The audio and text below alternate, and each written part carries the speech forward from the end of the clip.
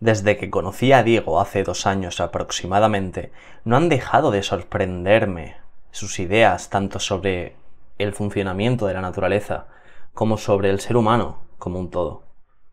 Ciencia y arte, intuición y entendimiento, holismo y sociedad, belleza y amor se entremezclan en este podcast en el que Diego nos ilumina con su vasta experiencia como físico desde hace unos 50 años, pero sobre todo como ser humano abierto a la vida y como explorador consciente desde hace unos 70 años. Hoy discutimos sobre el rol del científico como explorador y la necesidad de una perspectiva holística para acceder a todas las facetas del entendimiento, tanto las racionales asociadas con el pensamiento como las intuitivas asociadas con el sentir. Tomamos inspiración de los antiguos filósofos de la naturaleza, que hibridaban distintas ramas del entendimiento, del conocimiento, como el arte y la ciencia meticulosa, para acceder, según ellos necesariamente, a la totalidad de la esencia entre el estudioso y el objeto estudiado.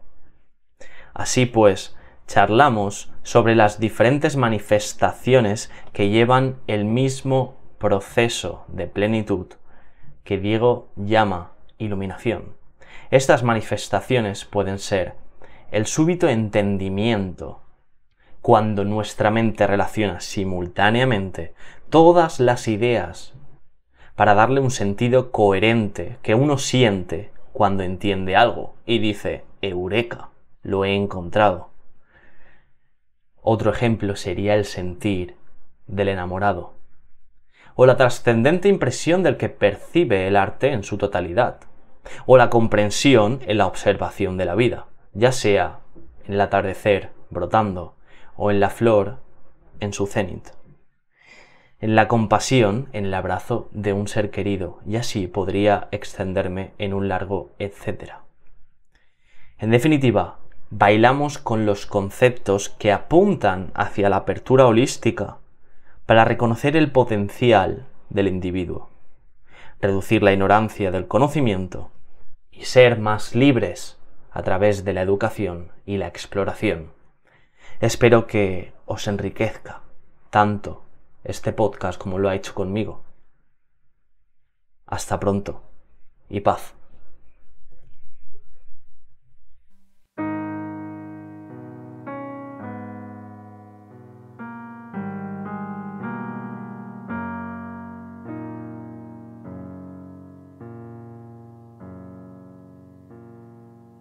Bienvenido al podcast de Orinautas. Seguro que puedes ofrecernos una visión bastante global a partir de tu experiencia de vida, ¿no? Porque tú has trabajado como científico, como físico. Pues yo te pregunto, ¿qué es la ciencia para ti? O objetivamente hablando.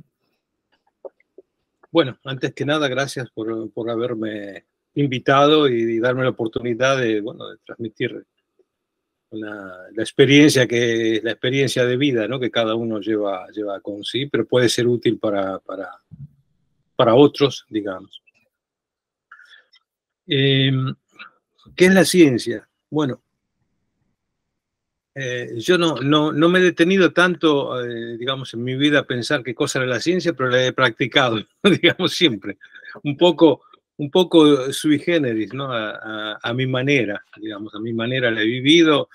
Digamos que tenía siempre, pues esto tiene que ver a lo mejor, esto puede ser importante, digamos, para la formación de la gente, ¿no? Porque desde pequeño me dieron estímulos para que me llevaban a tratar de entender las cosas. Por ejemplo, bueno, recuerdo solo un momento, ¿no? Pero mi madre me ha estimulado mucho para las matemáticas. Era muy buena en matemáticas. Te incitó a la curiosidad, a tener Sí, curiosidad. varias cosas. Primero, a aprender matemática, digamos, cuando era muy pequeño. O sea, hacía cuentas, ya sabía sumar y todo eso cuando tenía 5 años ya. Y no solo eso, sino que como ella tenía una intuición particular por las matemáticas, entonces resolvía los problemas no de una manera convencional, ¿no? Entonces me enseñó un poco a abrir la mente a cómo pensar, a cómo se resuelve un problema, sin que yo lo supiera en ese momento. Es así que esto me creó bastante problemas en la escuela, porque después en la escuela los profesores decían, no, pero esto no se resuelve así. Hostia. Pero el resultado era correcto. Quiere decir que no hay una única manera muchas veces de resolver un problema, incluso matemático, ¿eh? Pero ves que hay una cierta rigidez ya en la formación que cuando uno presenta una cosa de una manera distinta parece que estuviera mal y no es así. O sea, eso para mí ha sido una apertura mental, ¿no? Y por otro lado, mi padre, que era más, bueno, hacía muchas cosas prácticas y, bueno, tenía su formación también, era casi fue farmacéutico. Uh-huh. Bueno, estoy hablando un poco de la historia de mi vida, pero bueno, creo que puede servir para colocarse, ¿no? Claro, contexto. Y bueno, desde pequeño también me estimulaba a otras cosas, digamos, tipo la electricidad, me enseñó a hacer un circuito con una pila y entonces hacía yo bromas ya desde muy pequeña que ponía un interruptor debajo del sillón y cuando una persona se sentaba se prendía una luz, ¿no? Entonces, jugaba con ese tipo de cosas. Y luego tuve la suerte, bueno, sigo hablando de mi historia antes de contestar tu pregunta, ¿no? De qué cosa es la ciencia, pero tuve la suerte también que, digamos, en la casa de enfrente, nací en Argentina, vivía a 23 kilómetros del centro de Buenos Aires, ¿no? Que es una gran metrópoli, lo que se llama el Gran Buenos Aires. Y eran, digamos, barrios residenciales, con casas, con jardín y eso, ¿no? No eran apartamentos. Y en la casa justo enfrente de la mía vivía un señor que era un radioaficionado, así que era de las primeras horas de la electrónica, que luego trabajaba también en ese campo, porque al final después se hacía transformadores en su casa y todo ese tipo de cosas. Así que, de alguna manera, yo, esa introducción que, digamos, que viví, si tú quieres, la electricidad y la electrónica desde el principio, de modo natural casi. ¿De qué año estamos hablando? Estamos hablando de los años 50. Yo nací en el 51, así que te estoy hablando cuando tenía pocos años, ya estamos todavía en los 50. Y bueno, entonces, por eso te digo que de alguna manera la ciencia fue una vivencia para mí, ¿no? Entonces, y el modo de hacer ciencia, probablemente por estas raíces, digamos que no eran convencionales, tampoco fue convencional, o sea, desarrollé un modo de hacer ciencia que diría que coincide con otros, pero es personal. No coincido con esa visión de la ciencia que dice que es analizar el dato, extraer las conjeturas. Creo que no existe una visión de ese tipo. Creo que en medio de todo esto, además, hay un factor importantísimo para la ciencia. Bueno, estoy hablando de ciencia cuando ¿qué cosa es la ciencia? Bueno, la ciencia, luego podemos hablar del problema de explicar, pero la ciencia es entender, ¿no? El fenómeno, explicarlo. Luego podemos detenernos a qué cosa significa explicarlo. Una cosa que uno dice crea una nueva incógnita para resolver. Pero admitiendo esto, de alguna manera la ciencia tiene que tener también lo que se dice como poder predictivo, ¿no? O sea, cuando uno ha entendido algo, quiere decir que logra prever lo que va a suceder dadas unas ciertas, digamos, llamámoslo en términos físicos, condiciones iniciales. Uh-huh. Entonces te digo, creo que hay un aspecto en la ciencia, por lo menos a lo que tiene que ver con la física y las ciencias duras, que tiene que ver mucho con la intuición. En efecto, todos reconocen que en física un factor importante es lo que se llama intuición física, que no sabemos muy bien lo que es, ¿no? Pero la intuición física es eso que te permite decidir a dónde ir cuando no sabes a dónde ir, digamos. O sea, cuando realmente hay un problema nuevo que abordar desde el punto de vista teórico, de entender, no entenderlo, llamo el punto de vista teórico entenderlo, uh-huh. ¿Cómo hacemos para ello? Lógicamente uno dice, bueno, en física tenemos que recurrir a las matemáticas para explicar, pero bueno, de las matemáticas, ¿a cuáles matemáticas? Ninguno de nosotros además conoce todas las matemáticas, ¿no? No somos matemáticos tampoco. Así que conocemos menos probablemente que un matemático, pero tenemos que encontrar un camino que nos permita incorporar las matemáticas en la explicación de un fenómeno real. Y yo creo que eso depende muchísimo de la intuición física y uno se da cuenta a través de los años. Porque si uno ha, digamos, individuado, a veces se me escapa alguna palabra en italiano, tú me corriges si...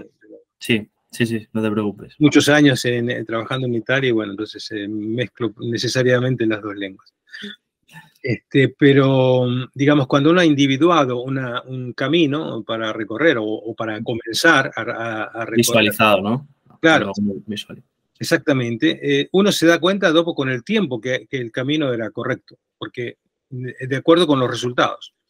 Porque si uno invoca, digamos, un camino que no es correcto, es como un laberinto, ¿no? Las calles ciegas de un laberinto. Se llega enseguida a un punto ciego donde no se puede ir más allá porque no funciona.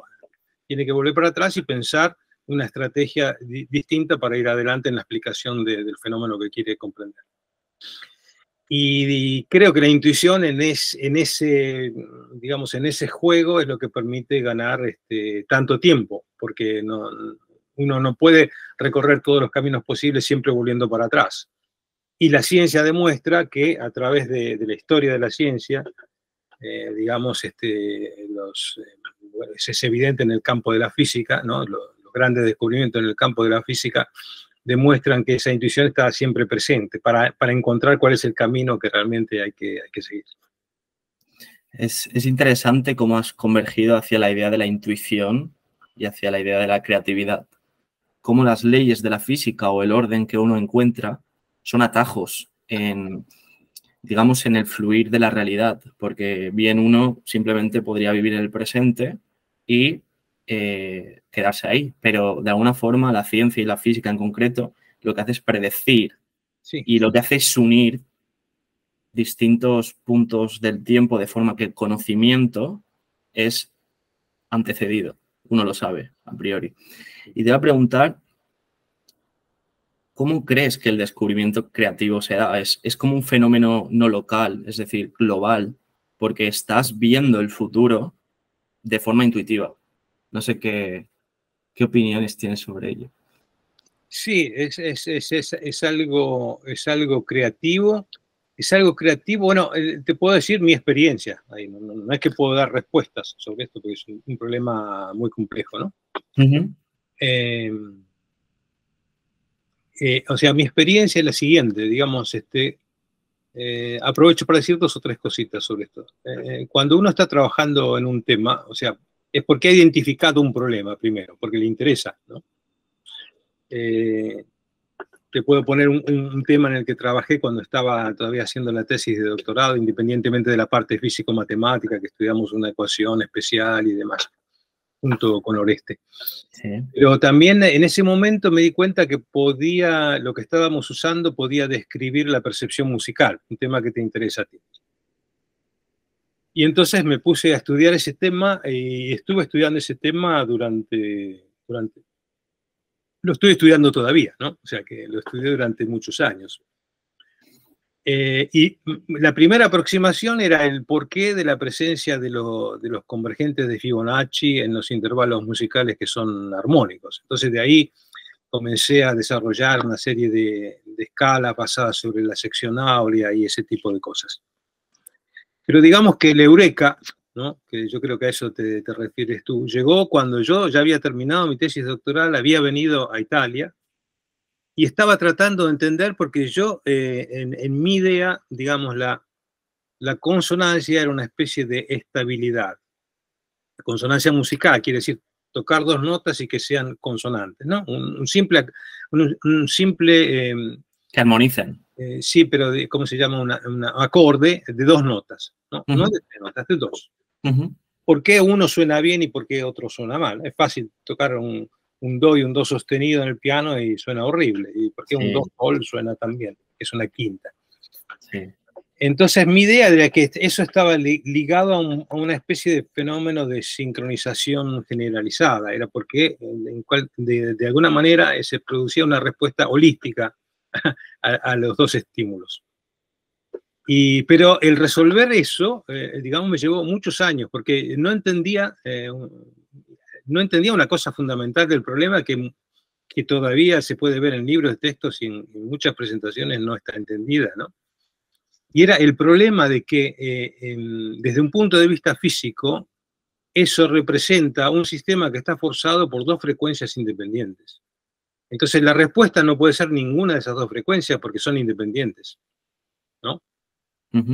Entonces lo que sea el sistema que responde a esas dos frecuencias tiene que generar al menos una tercera frecuencia. Y eso fue la respuesta del problema. Y la respuesta del problema digamos, la encontré estudiando un libro de Schrödinger que hablaba de teoría de números y física y acústica, ¿no? Y bueno, fue como una iluminación. Y eso es que crea una sensación, es lo que quería decir también, ¿no? Esa intuición cuando se resuelve en una comprensión, crea una especie de iluminación. En el sentido que es una sensación, es la satisfacción más grande que puede tener un investigador, digamos, porque ¿y cómo la obtiene? Porque se da cuenta en el momento que la encuentra de que es real, o sea, de que ha encontrado la solución. No sé por qué, porque no es un razonamiento lógico, no es un razonamiento, como podría decir, que sigue un camino para demostrar que entonces, es cierto, no. Es como una apertura mental, ¿no? Dice, el eureka de famoso de la historia, ¿no? Arquímedes, ¿no?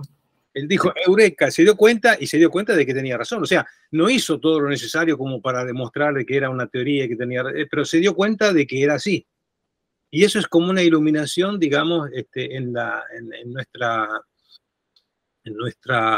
capacidad de interpretar el universo o el mundo. Mira, me estoy leyendo un libro de David Bohm, un físico del siglo XX. El libro se llama La totalidad y el orden implicado y justamente habla del proceso de entender y lo describe como algo instantáneo, no local, porque une, digamos, todos los pensamientos previos y te da una sensación, como decías, de iluminación.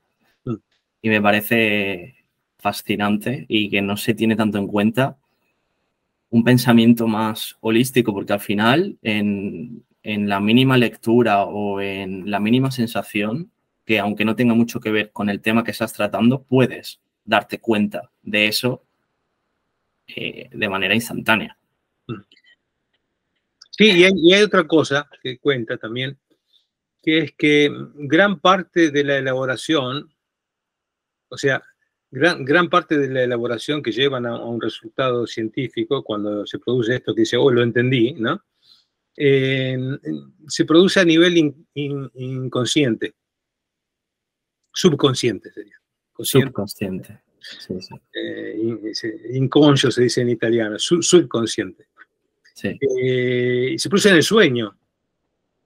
En el sueño. Uno trabaja muchas veces, a mí me ha pasado muchas veces y tanta gente lo repite, ¿no? Uno está trabajando sobre un problema para entenderlo y trabaja durante mucho tiempo, a lo mejor meses, a veces años, y a un cierto punto, bueno, se interrumpe ese trabajo porque aparecen otros o porque uno se cansó o por lo que sea, ¿no?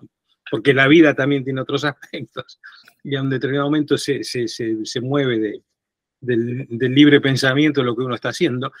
Y por ahí vuelve un día con la solución del problema, sin que uno lo haya más pensado en modo consciente. Quiere decir que necesariamente ese problema se elaboró a nivel inconsciente o subconsciente. Sí, porque el subconsciente es una maraña que mucho más extensa que... Sí. Y que trabaja independientemente, no sé cómo trabaja, pero logra conectar con el consciente, digamos, pero es como que uno le da con el trabajo consciente le da información al subconsciente para poder elaborarla, que luego viene de nuevo retransmitida al consciente y se convierte en lo que después aparentemente es la ciencia organizada, ¿no? Exacto. La manera que tenemos de presentar la ciencia, porque uno no puede decir, a un cierto punto en un trabajo científico, aquí la intuición, no, hay que poner que A implica B, B implica C, C implica D, D implica A o lo que sea. Pero digamos, hay que seguir un camino lógico que luego se sigue con el trabajo, porque lógicamente con la primera intuición no es que está terminado el trabajo científico, es la que abre el camino, digamos, ¿no? Ahí después se puede desarrollar matemáticas, se puede desarrollar tantas cosas distintas que necesitan un trabajo consciente, o sea, un trabajo meticuloso muchas veces, dedicar tiempo, lo que sea, hasta obtener una cosa que aparentemente sí, está toda fundamentada de manera lógica, pero que al principio en realidad empezó y partió de una manera distinta. Sí, es en el subconsciente donde la forma en la que pensamos se cuece ahí. Porque nosotros percibimos deliberadamente o de forma consciente los pensamientos, pero tras ello está la forma. No sé si fue Francis Crick que la estructura del ADN la concibió en un sueño, esa doble hélice. Y ha habido varios ejemplos. Hay una famosa estructura, creo que es, ahora no me quiero equivocar, pero creo que es la de la insulina, me parece. O sea, la estructura de la insulina, que el que la descubrió estaba durmiendo, se levantó y fue a escribir estaba trabajando en ello, ¿no? Pero se levantó y fue a escribir en la pizarra o en donde sea la fórmula de la insulina exactamente como era. Pero de hecho nos podemos sugestionar incluso para tener estos sueños. No sé si eso lo sabías. Bueno, eso es una cosa que nunca he hecho, digamos. O sea, nunca he cultivado, digamos. Vale, ¿no? vale. O sea, para mí todos estos procesos que te estoy contando son procesos naturales, digamos. Pero en cualquier caso, está claro, creo, entre ambos, que si no hubiese entendimiento, no tendría sentido el mundo. Y eso es lo que se aprovecha, digamos, la ciencia. Trata de explicar, ¿no? Para luego predecir. Exactamente. Vamos a retornar un poco a la ciencia y te voy a preguntar, ¿la ciencia crees que surgió en la época de la Ilustración o surgió en los orígenes del ser humano? Es decir, ¿somos científicos por naturaleza? Pues yo creo que sí, que somos científicos por naturaleza, porque de alguna manera, esto alguna vez hemos tenido la oportunidad de conversarlo, pero yo creo que en realidad el hombre en particular, digamos, que tiene algunas facultades, digamos, intelectuales más desarrolladas, pero toda la vida en general, para sobrevivir, tiene que interactuar con un medio que en realidad, desde el punto de vista práctico, se puede considerar infinito dimensional. O sea, en este momento yo estoy hablando contigo y yo veo solo tú y los conceptos que me estás parlando, ¿no? Pero aquí estaba tomando una taza de café que tiene una cierta temperatura, que está compuesta de millones de átomos, la taza es de otro material, tengo la mesa, tengo estos colores diversos, afuera está lloviendo, O sea, si yo tuviera que tener en cuenta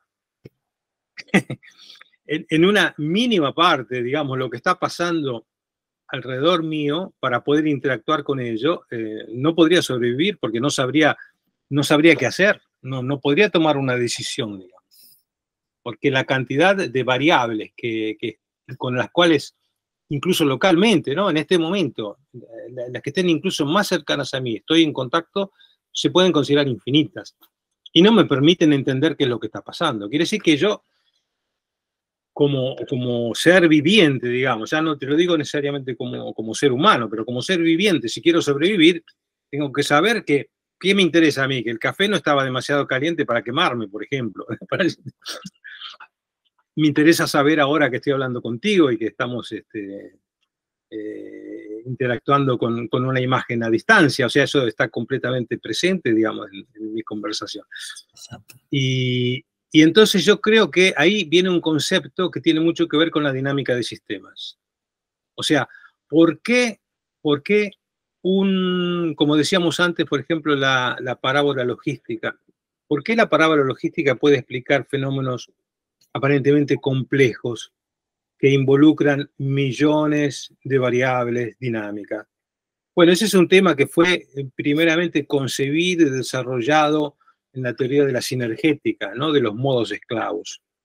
O sea, en la teoría de la sinergética, lo que dice es prácticamente eso, que en un determinado momento, no siempre, pero en determinadas circunstancias y momentos, la dinámica, a pesar de que tiene tantísimos grados de libertad, esos grados de libertad hay uno que comanda y los otros se vuelven grados esclavos, que uno podría decir sincronizados con el modo fundamental.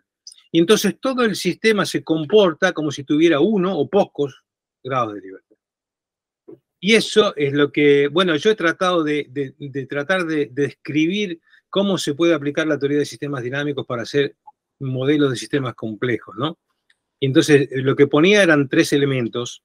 Primero, el elemento de la complejidad, o sea, lo que se llama caos determinístico, o sea que una ecuación simple puede dar resultados complejos. Número. El segundo era exactamente ese, era la reducción efectiva o dinámica de la complejidad. Quiere decir que un sistema con muchísimos grados de libertad dinámicos se puede comportar como si tuviera pocos, incluso 1 o 2 o 3 a veces, ¿no? Muy pocos grados dinámicos de libertad. Entonces yo creo que lo que nosotros hacemos en el fondo, y gracias probablemente porque incluso a nivel neuronal esto se puede implementar, lo que hacemos es una enorme reducción de la dimensionalidad que nos llega a través de ¿qué? Nosotros la información que tenemos del medio externo es a través de los sentidos. O sea, toda la información que llega a nuestro cerebro es a través de los sentidos. Entonces lo que hacemos es, de alguna manera, aprender a hacer una reducción de la dimensionalidad de la información que llega a través de los sentidos y entenderla. Entenderla significa que ahora que tenemos menos elementos, logramos establecer relaciones entre esos elementos para hacer, aunque no lo sepamos, ¿no? Cuando yo le pego una patada a una pelota y la mando en el ángulo del portero, para reproducir eso a nivel físico es todavía muy difícil. Pero yo lo estoy haciendo de manera que ni siquiera me doy cuenta y no tengo que haber ni siquiera ido a la escuela, digamos, ¿no? Los grandes jugadores de fútbol en general no iban a la escuela porque jugaban todo el día al fútbol en el potrero, como se dice en Argentina, tipo Maradona, por ejemplo. Pero Maradona claramente tenía esa reducción de la dimensionalidad que para él la pelota era como la sobrevivencia. Tanto. Y él sabía lo que tenía que hacer con ello, aunque no tuviera explícitamente las ecuaciones del movimiento y todo lo que se necesita para entender dónde va a ir la pelota. Pero él lo sabía. Lo sabía porque es algo innato. Eso demuestra que es innato. O sea, es una propiedad, digamos, una capacidad que tenemos que tiene toda la vida, pienso yo. O sea, no solo nosotros. Nosotros quizás vamos un punto más allá de eso porque lo logramos hacer eso consciente, ¿no? Logramos poder tener conciencia. Pero es una reducción de la dimensionalidad que nos permite interactuar con el mundo, con el ambiente que tenemos alrededor, de manera de poder fundamentalmente sobrevivir, luego hacer otras cosas. Entonces diríamos que gracias a eso el universo es entendible, porque si no fuera En mi opinión, sí, esa es una conclusión fuerte que yo puedo aseverar por experiencia propia. O sea, es un poco mi visión, digamos.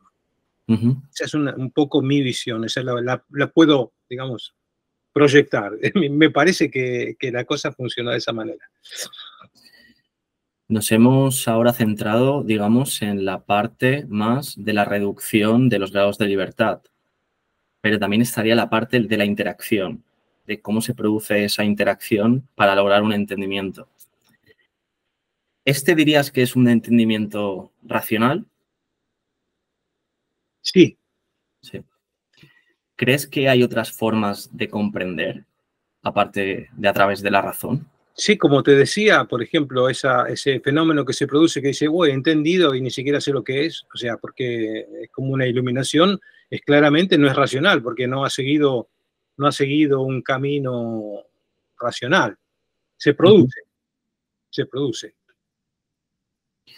Por ejemplo, Roger Penrose, que es fue astrofísico e hizo grandes contribuciones en cosmología también, pone un diagrama donde la inteligencia, el entendimiento y el awareness en inglés, que sería como la percepción o la conciencia de uno mismo están relacionados de la siguiente forma. El awareness es, digamos, la parte fundamental. Luego viene el entendimiento, que para él es un proceso no computable, en el sentido de que no puede establecerse un vínculo con la razón o con, más que con la razón, con la computación digital. Y luego viene la inteligencia, que para él, pues, es el mundo sensible que vemos y que comprimimos. Entonces yo te pregunto, ¿cuál es tu relación con este awareness, con la conciencia? ¿Qué crees? Tiene una posición fundamental en el sentido que, claro, nosotros despertamos y somos conscientes a partir de cierta edad, pero si nos imaginamos, por ejemplo, un explorador que está intentando entender su realidad, antes de hacer cualquier juicio o de intentar establecer una serie de medidas y razones, está, digamos, la deliberación o la conciencia de uno mismo. ¿Cuál es tu... ¿Cómo te sientes acerca de esta idea? Bueno, esto es casi una pregunta como de cuál es el sentido de la vida. O sea porque depende, uno le puede dar un sentido como quiere, religioso, pensar que hay un ánima que dirige, que sería cuesta awareness, no sé, no quiero entrar en definiciones que no soy capaz de dar, digamos, ¿no? Pero claramente sí, la sensación de que existe esto, digamos que es una superpartes, sí, diría que sí. Y si quieres te pongo un experimento mental y sí. En base a eso contestas a lo mejor con un poquito más de precisión, ¿vale? Mira, imagínate que estamos en el mundo físico y vamos deshaciéndonos poco a poco de los sentidos anatómicos, por ejemplo, del oído, de la vista, del olfato, del tacto, del gusto.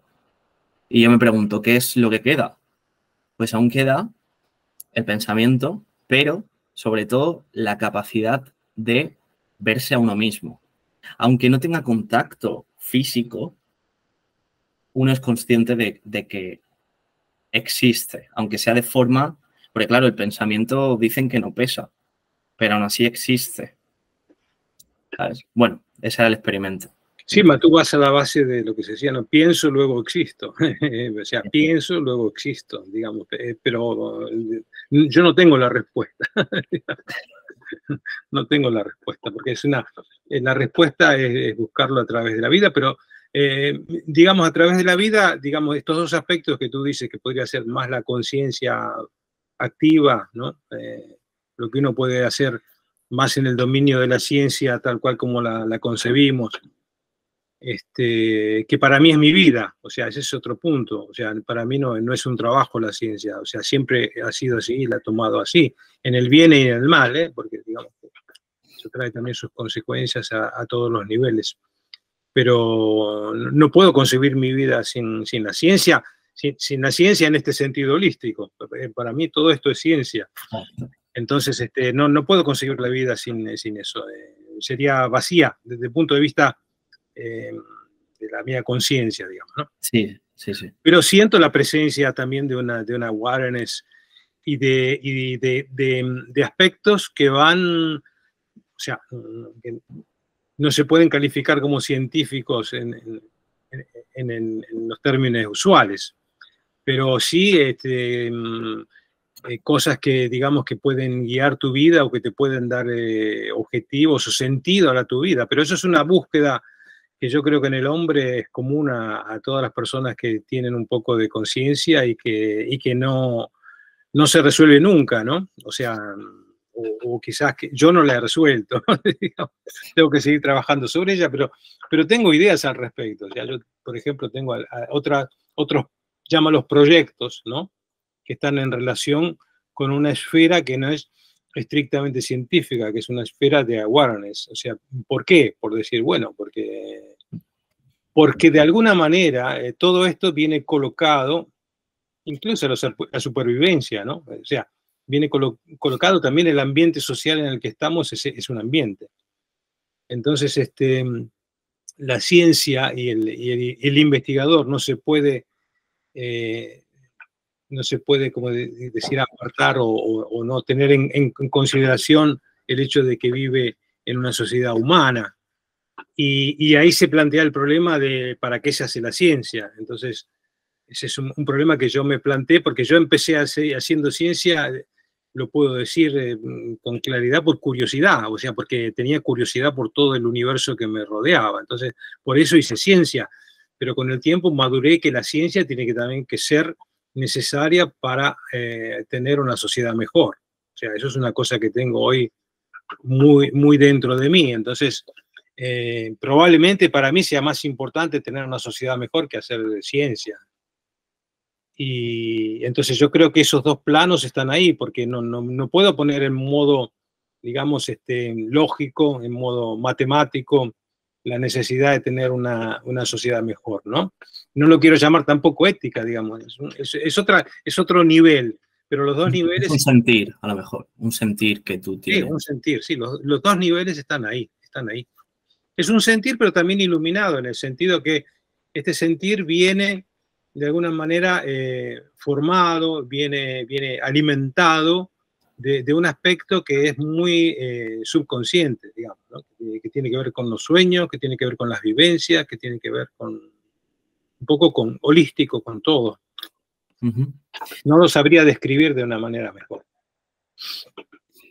Muchas veces desde fuera de la ciencia, la tachan a algunas personas de dogmática, en el sentido de que si uno no hace caso ferviente a la ciencia, uno se sale del camino. Pero creo que esto es un error porque él está atribuyendo un concepto de verdad, en plan que la ciencia, digamos, es sinónimo de verdad.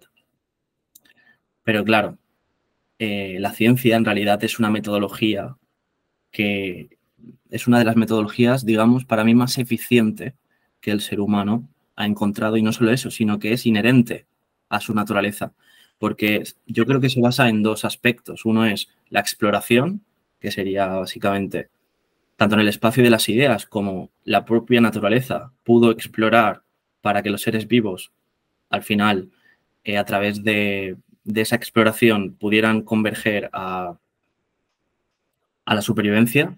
Ese es el primero, la exploración. El segundo es el espíritu crítico. O sea, tener alguna referencia, en este caso, es este entendimiento que dices tú de cuál es el sentido común que me está dando la naturaleza. Y en base a eso, aplicar el espíritu crítico. Pero yo creo entonces que es algo natural, es algo totalmente intrínseco al universo, el proceso de la ciencia. Pero ¿por qué crees que desde fuera hay muchos que ni siquiera apoyan o son muy escépticos de la ciencia? ¿Es ignorancia? Sí, hay muchísima ignorancia hoy. Yo creo que estamos entrando en una nueva edad media. Se llamaba la edad oscura, la edad de la ignorancia. Y para los griegos la ignorancia era el peor de los males. Y estoy de acuerdo. Es el peor de los males, porque cuando no hay más ignorancia, se resuelven muchas cosas en modo natural.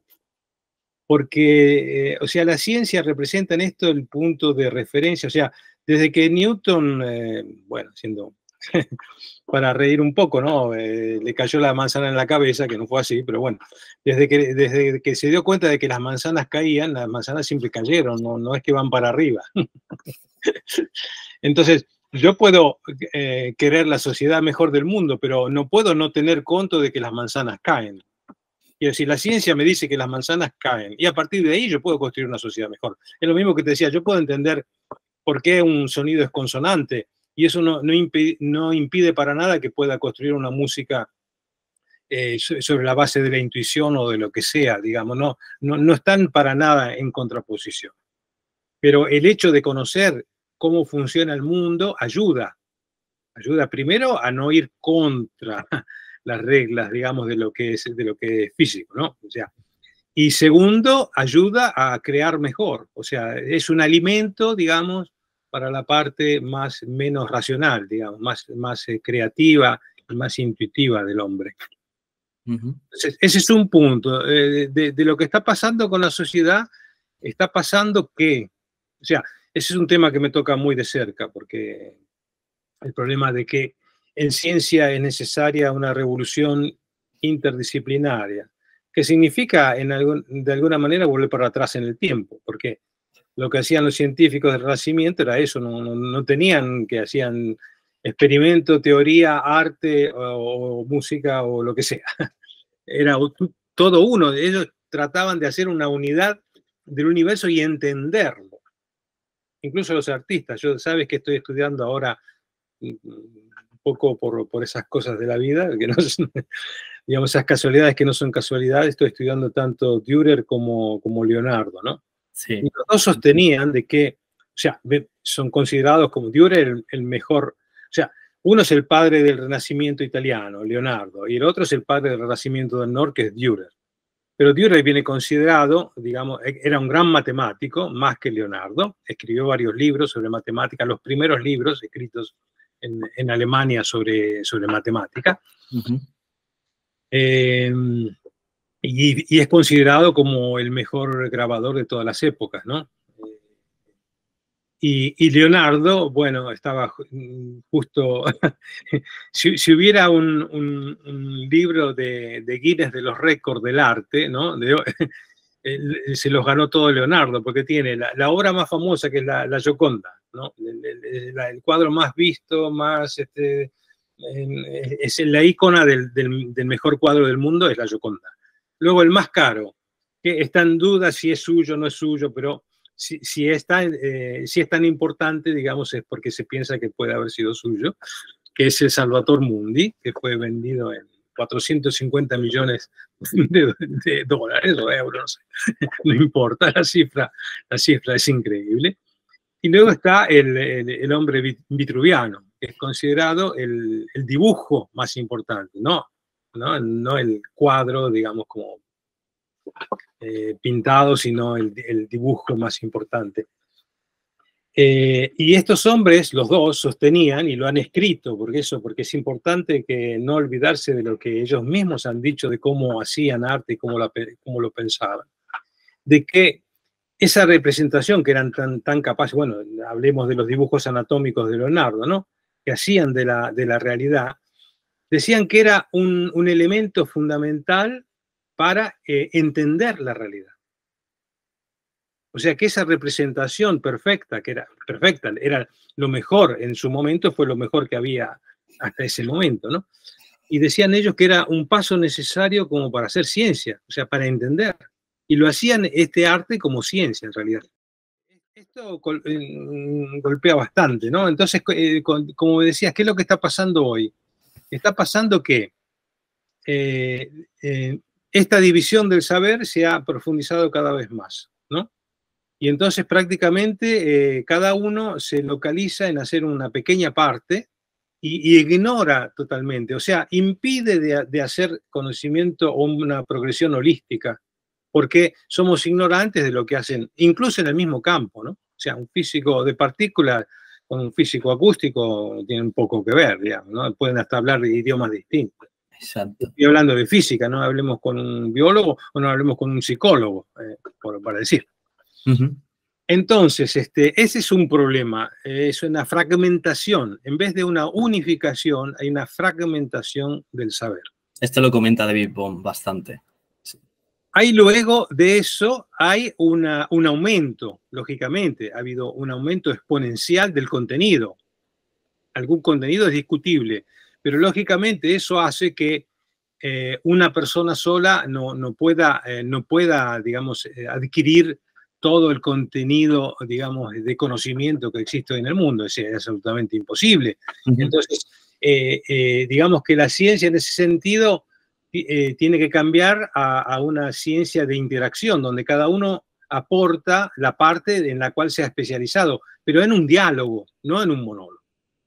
Y ahora hemos llegado a la fase del monólogo, que es lo que se llama multidisciplinaridad. Cada uno hace lo suyo y los ponemos juntos, pero no dialogan entre ellos. Entonces ese es un esfuerzo enorme que la ciencia tiene que hacer, es el de interdisciplinaridad. Tercer aspecto, la teoría está cada vez, por eso digo que estamos entrando en una edad oscura, ¿no? Una edad oscura como era el medioevo, que el entendimiento tiene cada vez menos valor a nivel científico. O sea, a nivel científico cada vez resulta más difícil publicar una teoría sobre algo. En cambio, un experimento novedoso se publica inmediatamente. ¿Por qué? En realidad, la historia de la física fue casi el contrario. O sea, la teoría casi empujaba, o al menos a la par, pero la teoría empujaba los nuevos descubrimientos experimentales, ¿no? A final del siglo XIX, ¿no? Sí, a finales del XIX, principios del XX. Uh-huh. No hablemos, por ejemplo, de Enrico Fermi y la reacción nuclear y demás, todas cosas predecidas por Einstein y demás. Entonces, ¿qué estaba diciendo? Que se basa sobre todo en la predicción hoy en día más que en la explicación. Claro, o sea, digo, hoy está completamente desvalorizado y cada vez más el valor de la teoría, el valor del entendimiento, que es lo que caracteriza al hombre, que es lo que pretendían estos grandes hombres del Renacimiento, entender el mundo. Y eso está pasando también a nivel de promoción, porque las instituciones que financian, porque hoy sin dinero lamentablemente es poco lo que se hace, también están privilegiando una salida tecnológica en vez de una salida intelectual. La tecnología viene después del intelecto. Y nosotros en Argentina tenemos una frase perfecta para decir esto, que una tecnología que aparentemente el gran mundo de hoy, el gran desarrollo es la gran tecnología, decimos la frase, ¿no? Yo la aplico a esto, que decir que una tecnología sin ciencia es como un mono con pistola. Creo que está bastante claro, ¿no? Muy claro. Entonces sí. Hoy se piensa que desarrollo tecnológico es avance de la sociedad y un desarrollo tecnológico sin entendimiento es un mono con pistola. Tú con un gran equipo estás intentando hacer un esfuerzo para hacer esta ciencia interdisciplinar, ¿no? Exactamente, esa es la idea que salió, que por suerte y no sé cómo ha sido aprobada, pero está tratando de empujar en ese sentido para crear una biología, digamos, una biología teórica que sea realmente interdisciplinaria, o sea, que nazca del diálogo real entre la biología y las demás ciencias. No que sea expresión de una biología molecular, digamos, independiente, que hace fundamentalmente experimentos, aunque lo quieran llamar teoría, lo que hacen son fundamentalmente experimentos. Es cierto que uno haciendo experimentos también puede progresar en la interpretación teórica, no cabe duda, los experimentos son siempre bienvenidos. Pero son dos cosas, sabemos bien en la historia de la física que son dos cosas distintas. Exacto, exacto. Deberíamos tomar ejemplo de los filósofos de la naturaleza, a lo mejor, ¿no? De la época renacentista. Sí, sí. Porque, por ejemplo, antes has comentado que Leonardo da Vinci también pues, estudiaba la naturaleza. De hecho, él mismo diseccionaba o observaba la disección para luego poder plasmar mejor los nervios, ¿no? Él mismo hacía la disección. Exacto. Pero yo creo que no solo en la ciencia, sino también en general, tener un enfoque un poco más holístico sería fundamental para tender un poco a la apertura de la mente, ¿no? La apertura del paradigma en el que uno está enfrascado en su día a día, ¿no? Sí. Coincido absolutamente, sí. Para resolver tantos problemas, además psicológicos, probablemente. Exacto. Los cuales ninguno de nosotros está exento. Y más hoy en día con el exceso de información y la inmediatez que nos proporcionan las tecnologías, ¿no? Porque muchas veces nos perdemos en la vastedad.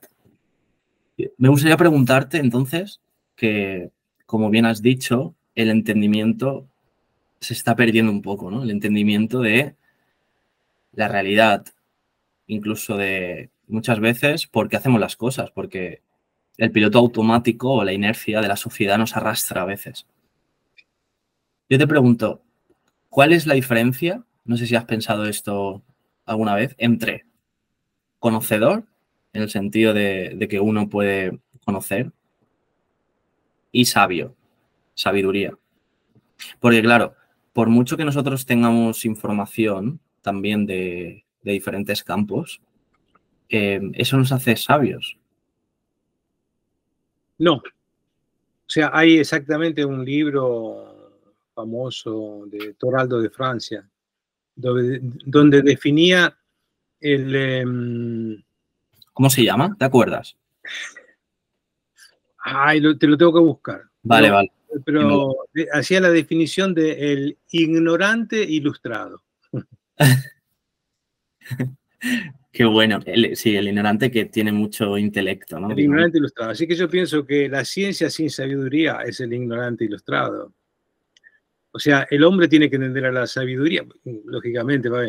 No sé también yo en grado de hacer una definición de lo que es ser sabio, porque tendría que serlo yo y no lo soy.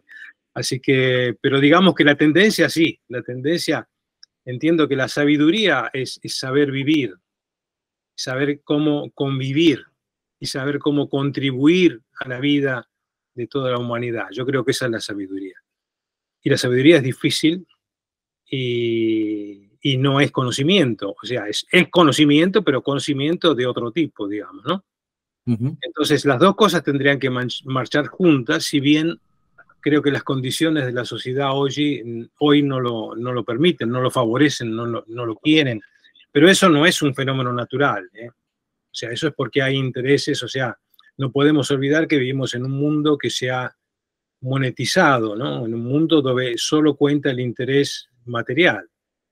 Entonces no podemos olvidar también por qué la tecnología viene privilegiada, porque la tecnología produce bienes materiales y produce dinero y ganancias. Entonces, mientras que el conocimiento aparentemente no produce, aparentemente, ¿no? Digo, porque uno dice, bueno, y yo si entiendo eso no lo entiendo, bueno, no gano ni pierdo nada, sin darse cuenta de la profundidad y de las consecuencias, porque en el punto en que está hoy la humanidad depende de haber entendido muchas cosas, ¿no? Si esas cosas no se hubieran entendido, hoy la humanidad no sería la que es, ni siquiera tampoco desde el punto de vista tecnológico. Pero digamos que la situación es esa y no es una situación, digamos, o sea, no es un devenir natural. O sea, hay intereses y hay intereses que se contraponen a esta necesidad, digamos, que es innata del hombre. O sea, tú dirías que si el devenir natural, si no, digamos, estamos influenciados o corrompidos, es la sabiduría del hombre. Sí, para mí tendría que ser el devenir natural, exactamente, sí. Y eso... Creo que lo es, ¿eh? Creo que lo es. Ajá, ajá. En definitiva, hay algo que llama siempre la conciencia del ser humano para que se dé cuenta de que lo que se está haciendo no se está haciendo bien. Creo que en el fondo no es necesario que te lo digan, tú puedes no reconocerlo, pero creo que en el fondo sabes si lo que estás haciendo está yendo hacia un estado de mayor sabiduría o no. Ese concepto de virtud, ¿no? A lo mejor de lo correcto, según este enfoque. Sí, pienso que cada uno lo tiene dentro de sí. Uh-huh. O sea, puede escucharlo o no escucharlas, como decíamos, ¿no? Sobre las coincidencias. Uno puede escucharlas o no escucharlas, pero pienso que a todos le sucede.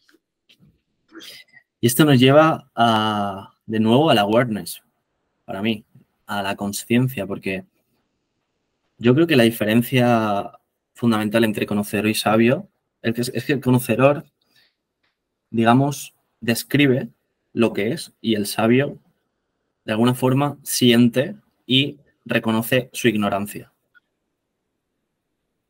¿Crees que hay una carencia de, digamos, aplicación de las herramientas metacognitivas que por la propia naturaleza deberíamos tener, el sentido de cuestionar nuestra posición respecto a la sociedad? Sí, probablemente sí. ¿Tú ves a la sociedad entonces como necesitada de un cambio? Sí, absolutamente. ¿Tienes algunas ideas sobre cómo podemos mejorar esta situación? Bueno, las ideas es precisamente esto, de que tendría que haber una visión holística, una interacción entre estas dos cosas, digamos, entre la posibilidad que tenemos de mejorar la vida a través de la ciencia y la tecnología, pero que tiene que ser guiada por una sabiduría, porque si es guiada pues, solo por un interés material, conduce al efecto contrario, ¿no? Y creo que desgraciadamente implementar eso, hay un montón de fuerzas contrarias a que eso se pueda implementar hoy en la sociedad humana, en todo el mundo. Pero, bueno, digamos que en el fondo proyectos o ideas que tiendan, digamos, a proponer al menos, o sea, digamos, decir, bueno, yo esto lo pienso distinto, ¿y por qué no?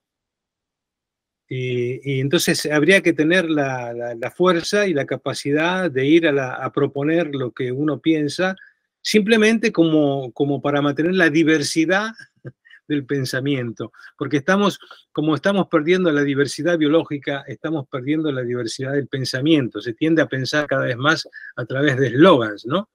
Es como la riqueza, todos dicen, "Ah, el dialecto", sí, muy bien el dialecto, pero el dialecto, cuando uno piensa solo en el dialecto, la posibilidad de expresar cosas que tiene se reduce.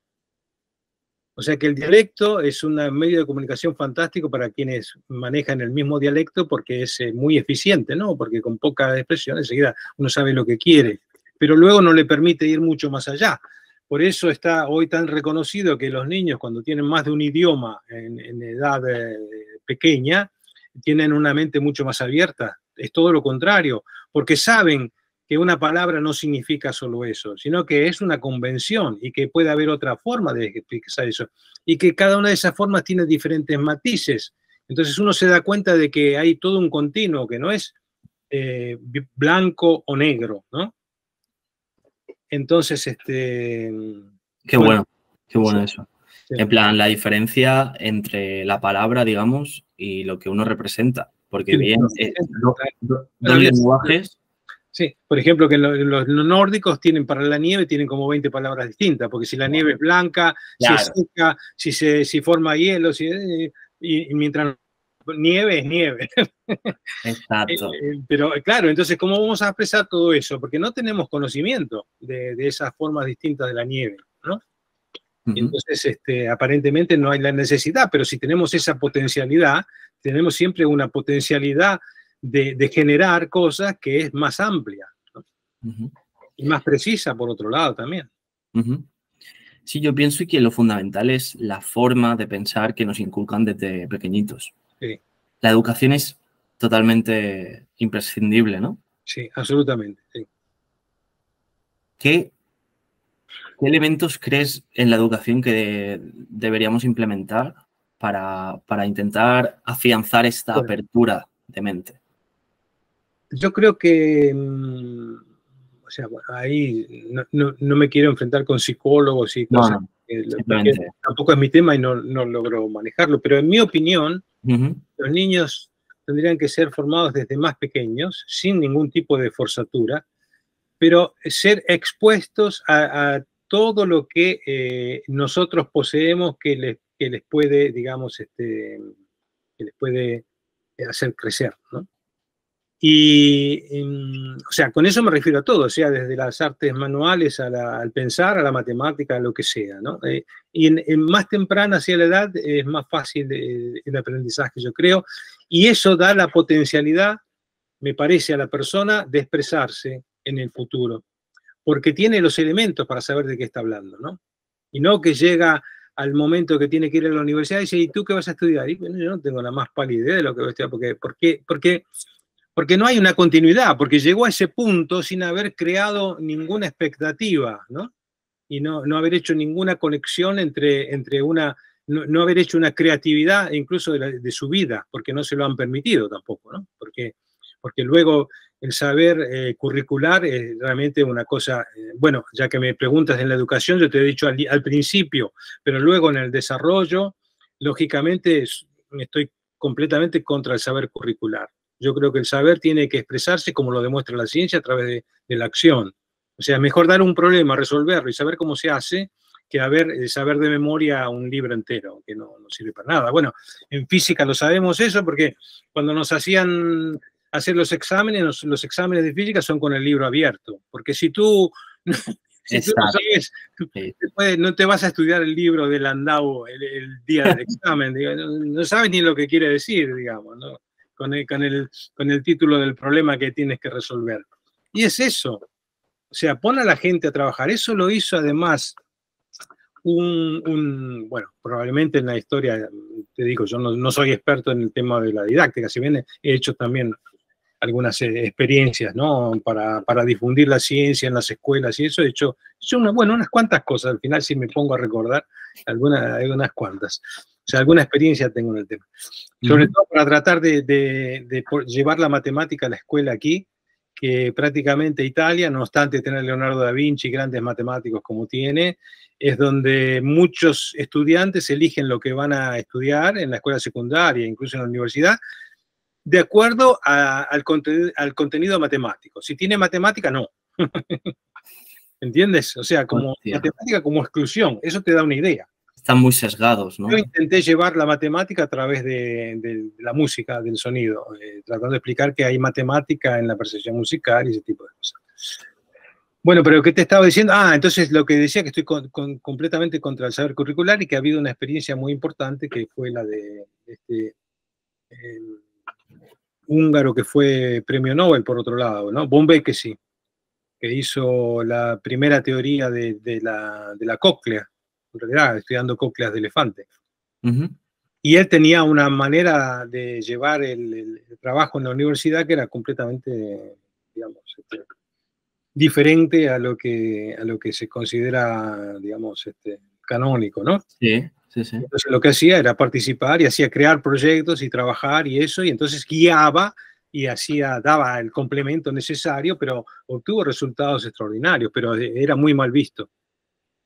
La metodología, ¿no? Era estudiar a medianoche en la universidad o cosas por el estilo, ¿no? Entonces, claro, era una universidad realmente libre para desarrollar la creatividad y explicar las cosas. Vale la pena estudiarlo. Von Békessy, premio Nobel. Vale. Sí, es que yo creo que el problema es ese, que se tache ya a lo mínimo que sea no canónico, en plan, por el hecho de que se parezca que ya tenemos la verdad, pero para nada. Y lo que decías de la educación, dime. Un ejemplo, porque siempre se insiste sobre, dice, va bien, si uno dice, bueno, yo me he leído 100 libros sobre esto, pero eso no te asegura el conocimiento si no has trabajado sobre ello. Yo sé lo que nosotros sabemos como físicos, ¿no? Aquí hay un caso muy, muy particular, ¿no? De un matemático que hace divulgación, que lo ves en televisión, lo ves por todos lados, ha publicado 50 libros de divulgación y un día publica un artículo en Le Scienze, que es la traducción, digamos, de Scientific American en italiano, y pone esta afirmación, dice, la sección áurea es el número menos irracional que existe. Ya. Él es una persona informada, no es una persona formada. Exacto. Es una persona informada. Qué bueno eso. Y la persona que está informada puede cometer graves errores porque puede haber leído una información que está equivocada, aunque esté en 50 libros de texto. Y extrapola, ¿no? En plan, contenido que no ha entendido a lo mejor. Claro. ¿Y quién te puede asegurar que has entendido el contenido? Ninguno te lo puede asegurar. Hemos llegado a la conclusión de que un enfoque holístico es totalmente necesario para la apertura. Por ejemplo, lo que has dicho de la educación de los niños, someterlos a esa exploración. Sí, que yo no digo ninguna forzar, no, absolutamente. Tiene que ser una cosa natural. Pero que el niño quiere explorar cómo se trabaja un pedazo de madera, en la medida de que sea seguro para él, lógicamente no le vas a dar una sierra circular, pero está bien que explore lo que es trabajar una madera y está bien que explore lo que es lo que sea, digamos, darle todo lo que esté a nuestro alcance, digamos, en la medida, o sea, medido a su alcance, para que pueda coger, digamos, lo que siente, porque hay un sentimiento también, ¿no? O sea, Uno tiene un sentimiento de atracción hacia ciertas cosas. Yo hice física y fui el único, digamos, en la clase, hacía la escuela técnica, electrotécnica en Argentina, ¿no? Ujú. Y fue el único que siguió física, pero porque tuve una atracción por ello, digamos, ¿no? Natural, que me la formé yo mismo, pero yo creo que son esos los elementos que hay que dar. Después te puede gustar, no te puede gustar, lo puedes tirar, puedes hacer cualquier otra cosa, pero digamos que en la edad más temprana hay que dar todos los estímulos posibles, estímulos, ¿no? Ujú. Sí, porque la neuroplasticidad está a tope ahí. Es enorme. El sistema nervioso está cambiando constantemente. Pero existe algo dentro del individuo que es su predisposición. Entonces eso yo creo que ayuda a que él coja la parte de lo que le van a dar que le interesa, ¿no? A la que quiere Exacto. dedicar más su vida. A lo mejor sería otorgarle los recursos necesarios para que bajo la deliberación o predisposición del individuo elija, ¿no? Elija, Pero exactamente. darle los recursos. Hay que darle. Y si no lo conoce, pues es lo que te digo, si no le pones las manos en ello, no puedes saber lo que es. No es lo mismo que contarlo. A veces sí, vale la pena contarlo, pero hay que poner las manos sobre ello. Entonces, según esto que hemos hablado ahora, ¿tú crees que somos libres como ciudadanos? No. No. No somos para nada libres, absolutamente. Somos Sí. más que libres, yo casi esclavos, diría. ¿Esclavos de? Bueno, somos esclavos de una sociedad basada sobre la ganancia, digamos, sobre el dinero. ¿Tú crees que estando dentro de la sociedad podemos adentrarnos en la libertad? ¿O es físicamente? Sí, te escuché, perdón. Si estando dentro de la sociedad podemos adentrarnos o avanzar hacia la libertad mental o... Probablemente sí, esas son distintas elecciones que puede haber, ¿no? Uno dice, bueno, yo me quiero ir a vivir a una isla desierta donde nadie me va... Bueno, sí, son las posibilidades que hay. O sea, de adentro o de afuera. Lógicamente que quien hace ciencia en general lo tiene que hacer de adentro porque no existe un fuera. Hoy sería imposible casi hacer ciencia desde afuera, a no ser que fuera en ciertas condiciones que no existen, digamos. O sea, había que crear las condiciones para poder hacer ciencia desde afuera. Mira, por ejemplo, había un filósofo que se llama Epícteto, no sé si te suena, fue un filósofo que fue uno de los padres de la escuela del estoicismo, sí, que suelo decirlo en mis podcasts, que él fue esclavo y pese a ser esclavo él se declaraba libre, porque tenía toda la voluntad a su disposición a nivel mental. Y de hecho hay, digamos, un elemento muy clave que él sugería, que es la dicotomía del control. Es decir, aceptar aquello que no controla y deliberar en aquello que controla. Y por eso, en base a ese razonamiento, él era libre. Sí. Entonces yo te pregunto si,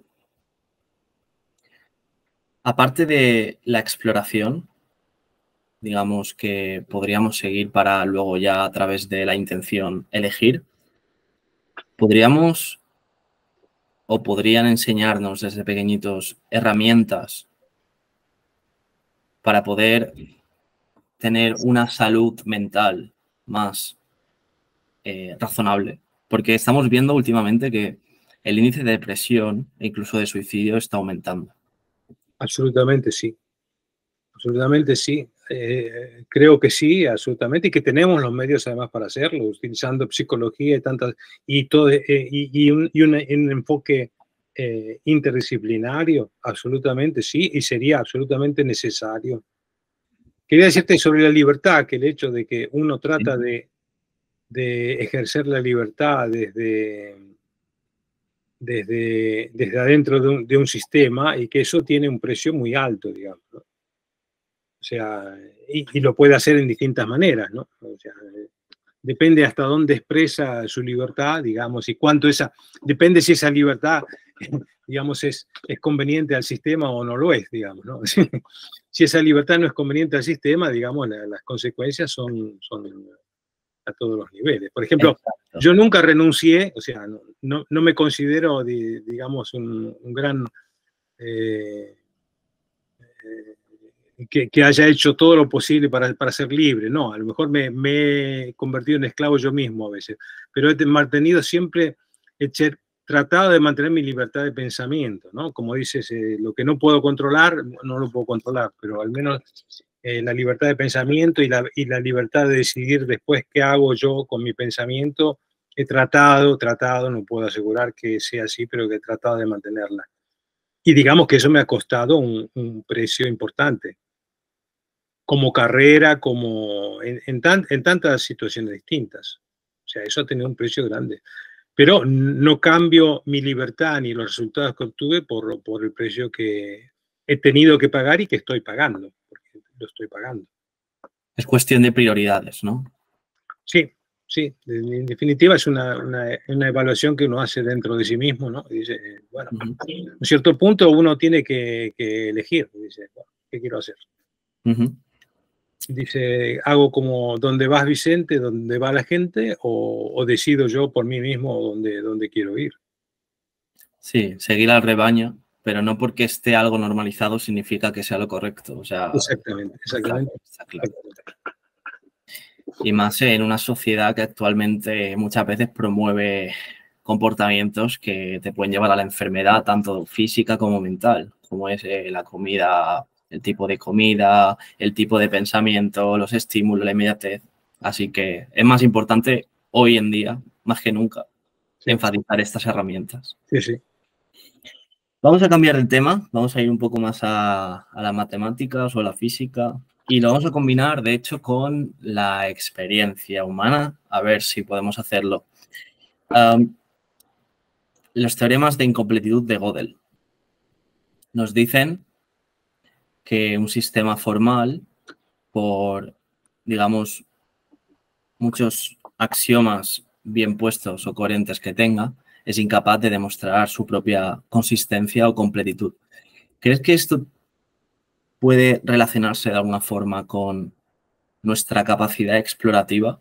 Por ejemplo, imagínate un explorador que intenta explorarse a sí mismo, en el sentido de que pues intenta estudiarse con la descripción.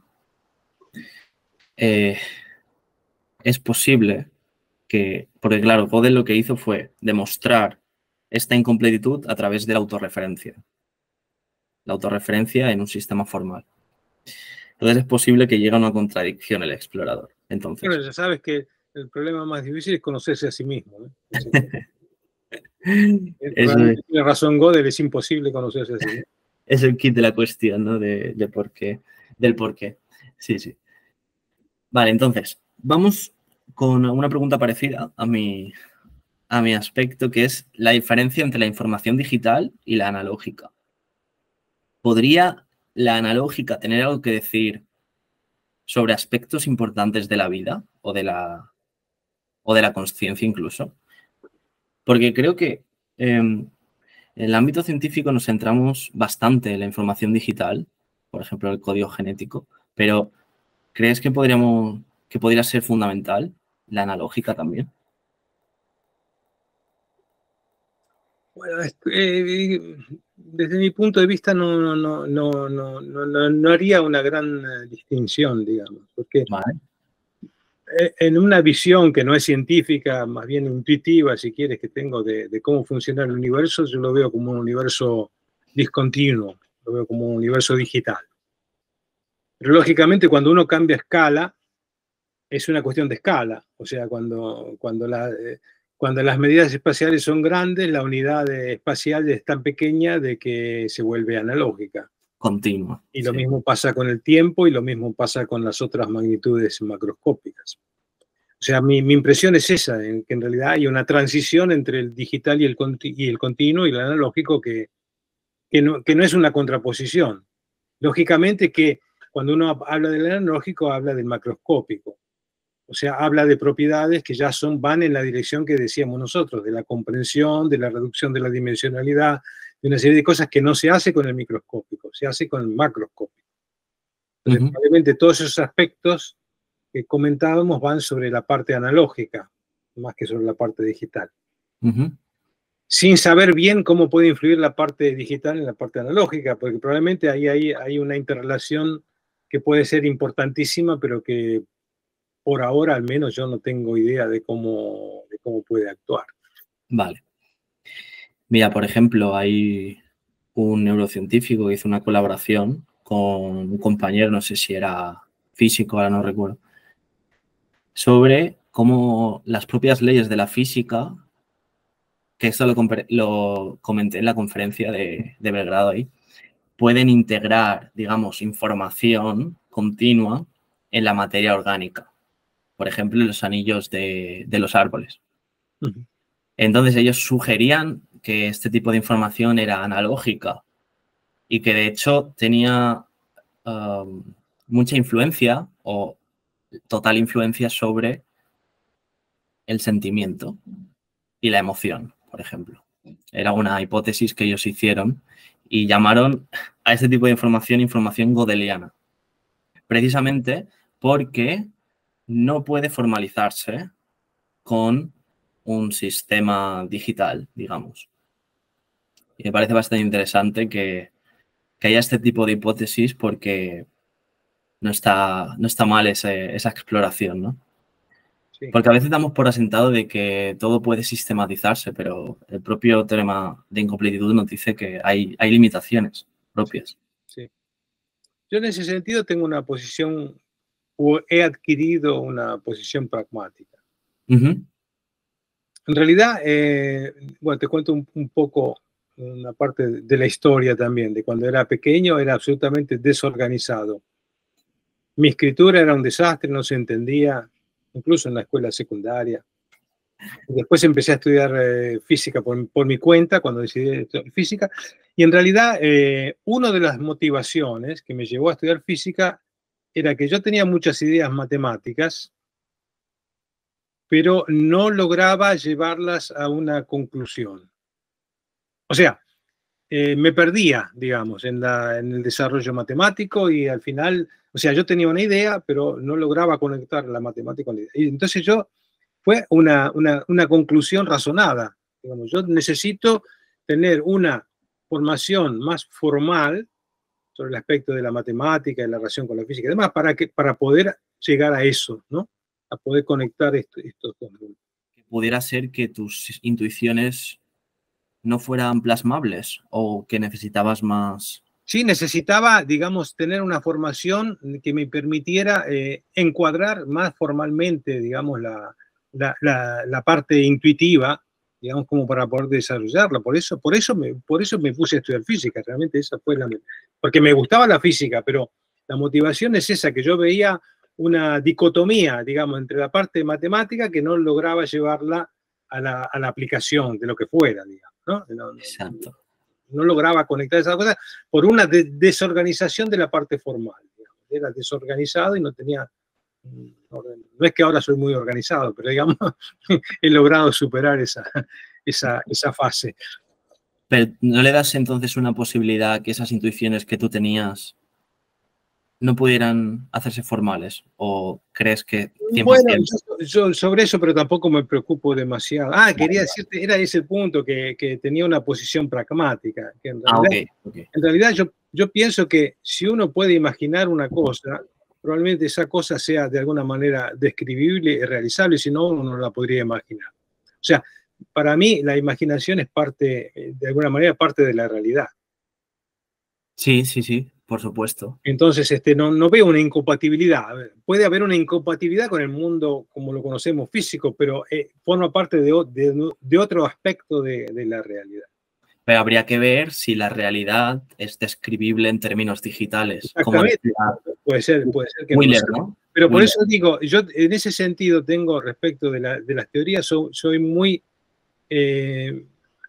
abierto a cualquier tipo de hipótesis, pero soy también pragmático. Es una cosa que he desarrollado. En el sentido que yo no me animo a decir que esto no se puede hacer así hasta que yo no he demostrado que esto no se puede hacer así. O sea, yo no tengo por qué decir que no me sirve para nada, digamos, decir, esto no es así porque no se puede realizar esta manera. ¿Y cómo sé yo que no se puede realizar?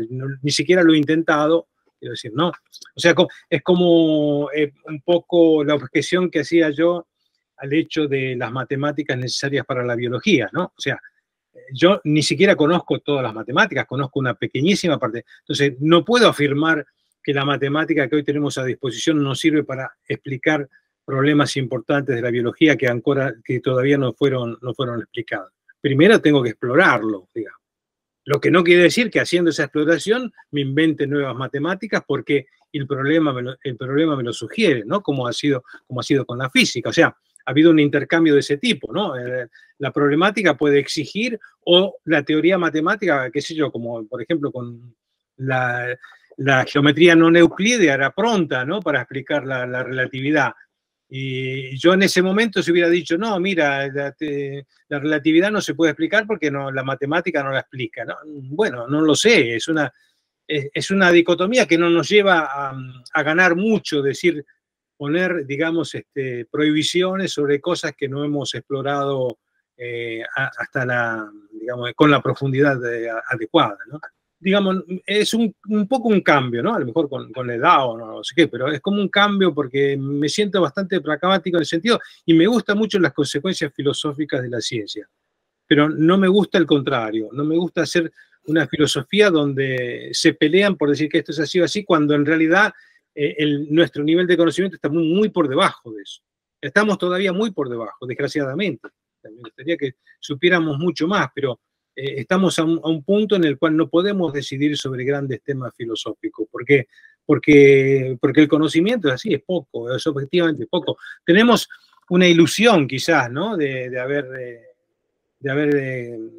descubierto los grandes principios de la naturaleza, pero pienso que estamos todavía muy lejos. Exacto, si tienes esa sensación de control, ¿no? En la sociedad dices, bueno, esto lo explica la ciencia, seguro, pero hay muchas incógnitas. Absolutamente, no. O sea, en ese sentido soy completamente consciente de nuestra ignorancia, de nuestra enorme ignorancia. Sí. Por ejemplo, esto que comentabas de la prohibición, la última charla de Belgrado, Kaufman dijo eso precisamente, que es probable que, digamos, para entender la vida no pueda ser formalizable, porque su razonamiento, que me he leído del artículo, que te lo recomiendo además, sí. La tercera transición en ciencia, se llama, en inglés, y habla que las affordances, que son como las funciones que puede tener, digamos, la estructura de un ser vivo, siempre son reinterpretables. Y para él, el número de affordances, de funciones, es un número no contable. O sea, es decir, que no puede escribirse en términos contables o digitales. Y eso le hace concluir una serie de razonamientos que el sistema formal es limitado. De acuerdo, pero en todo ese razonamiento ya me parece entrever una serie de hipótesis, de las cuales son hipótesis. Exacto. Ya sí. De acuerdo, si tú propones una nueva matemática porque dices porque la vieja no funciona, bueno, ahora demuéstrame que la nueva matemática funciona, digamos. Y a mí me gusta poder utilizar la vieja y la nueva, pero tiene que haber esa conexión entre la realidad y la matemática. No es un problema filosófico, es un problema real. Tal cual. Un problema real que cuando se demuestra que funciona, cambia la filosofía, puede cambiarla, sí. Exacto. De todas formas, también, ¿no consideras que la forma en la que pensamos o las hipótesis que estamos barajando definen la forma en la que pensamos? Por ejemplo, si yo tengo la intuición o estoy convencido de que a lo mejor es necesario una perspectiva más holística, puedo lanzar conjeturas, aunque a priori no sean formalizadas, ¿sabes? Sí, absolutamente, pero eso depende para mí, como te decía, de tener una apertura mental hacia todo. Ok, sí, eso es lo primero. No es que uno dice esto no, ¿por qué? Bueno, hay que verlo. Lógicamente que somos limitados, porque hay tantas cosas, digamos, que uno no puede tener siquiera presente todas las que existen o todas las propuestas. O sea, se van un poco decantando en manera un poco casual, diría a veces. Que ya lo sabes que hay a lo mejor artículos que luego se demostraron que eran importantísimos y que quedaron 20 años durmiendo porque ninguno le dio importancia. Y hay muchos ejemplos en ciencia, muchos. Después sí, todo fácil, ¿no? Una vez que se entendió. O sea, que en realidad ese es otro problema, que no hay nada difícil, es todo una propedéutica, o sea, es una sucesión de ciencia, es una sucesión de conceptos que se encadenan y que al final logran llegar a una explicación. Pero una vez que se entendió, es todo, aparentemente, la explicación simplifica incluso la comprensión. Exacto, hay que llegar y una vez llegado ya no es difícil, es No es simplemente... difícil, pero pues llegar ahí es un paso, a veces parece que hay un abismo, ¿no? Y una vez que se entendió, es esa sensación que te decía de iluminación, es ese abismo que se rompe, ¿no? Ese abismo, hay un abismo, pero que se logra romper porque es así, ¿no? Bueno, se logró entender cómo una cosa se podía explicar. Como un salto, ¿no? Es un salto discontinuo. Hablando de discontinuidades, y antes has mencionado que me parece también algo que de alguna forma la cuántica sugiere, a medida que ampliamos la escala del espacio-tiempo, vemos que hay muchas cosas, la mayoría que hemos estudiado, que son digitalizables, es decir, que podemos atribuirles unas etiquetas o unos estados contables y a partir de ellos pues trabajar. Pero hay una escala, la escala de Planck, ¿no? Que la noción de espacio-tiempo, de espacio y de tiempo, deja de tener sentido. Porque en cuántica hay un principio, el principio de incertidumbre de Heisenberg, que nos dice que siempre hay incertidumbre a nivel local. Es decir, que no se puede saber con total certidumbre el estado de un objeto que queramos estudiar. Yo te voy a preguntar sobre la cuántica ahora. ¿Cuál es tu visión acerca? Porque claro, sabemos que el experimento de Bell nos dice que el realismo, que es básicamente cómo la realidad, o sea, una realidad independiente del observador, se desmorona. Es decir, que observador y observado está interconectado fuertemente. Porque, por ejemplo, un experimento cuántico es necesario saber cómo vas a realizarlo para saber el resultado. Entonces, ¿por qué crees que no se tiene tanto en cuenta a la hora de hacer ciencia, este no realismo y no localidad intrínsecos a la cuántica? ¿O cuál es tu visión sobre ello? Es una pregunta un poco abierta, pero... Bueno, si tengo que dar mi visión, doy una visión de espectador, porque no trabajo en ello. Así que, no, como te decía, si uno no trabaja en una cosa, puede decir simplemente cosas que no tienen sentido. Pero una idea como un físico me la tengo que haber hecho. Y yo como físico soy más bien einsteiniano. Vale. A pesar de las sucesivas demostraciones de que la realidad no existe, digamos, me gusta pensar de que la realidad existe. Y he pensado algunas cosas, digamos, pero que no he tenido nunca tiempo de desarrollar, digamos, como la posibilidad de explicar un sistema cuántico a través de particulares modos de ecuaciones diferenciales ordinarias. Un día podemos hablar de eso. ¿Sí? Vale. Sí. Tú que eres bueno en matemática, digamos, Bueno. a lo mejor le puedes dar forma. O sea, yo te pregunto, ¿por qué no se implementa que la naturaleza en realidad es un todo y que estamos interconectados? O sea, es la forma de pensar, la forma, más que nada. ¿Por qué crees que aún en la sociedad en general hay divisiones y, ¿sabes? O sea, sobre todo la no localidad de la cuántica que ya nos sugiere esto. Sí, no, entiendo porque es difícil de interpretar también a nivel físico, porque tenemos que las fuerzas físicas decaen con la distancia y todo ese tipo de cosas, ¿no? O sea, se contrapone con la causalidad y ese tipo de cosas. Pero por otro lado, a mí me parece que si bien la idea de que holística, o sea, de que todo es uno, me gusta, digamos, no veo por qué esa idea se contrapone con el realismo, o sea, con el hecho de que el mundo sea real. O sea, incluso el hecho de que uno interacciona cuando interacciona con algo, interacciona y lo cambia. Y yo no creo que eso es una contradicción con la realidad.